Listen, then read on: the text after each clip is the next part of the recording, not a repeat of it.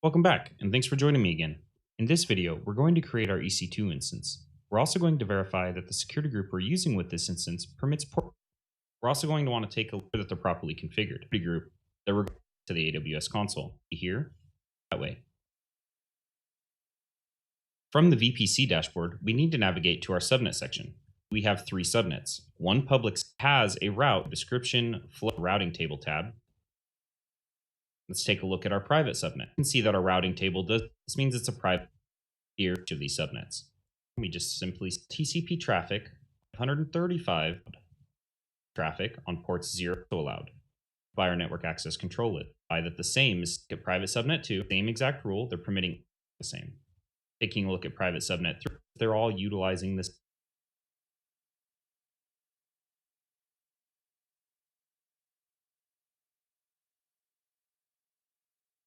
Now that we've verified that the routing tables and network access control lists are correct for private, go ahead and move forward with creating the security group for our public EC2 bastion. Security group section on left alt security group that was created with our VP tab of this security group bastion. So let's go ahead.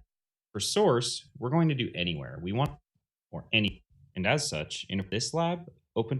Now we can save the rule, and now we can verify that this rule has taken effect. We can see we have 2 rules for SSH, one for IP version 4 and one for IP version 6. Any source, assuming that our route access control lists are configured correctly. Our brand new security group is on Aurora database. Group exists in the VPC. So keeping in mind that this security group is used, let's add a rule for MySQL. It already filled in port 30.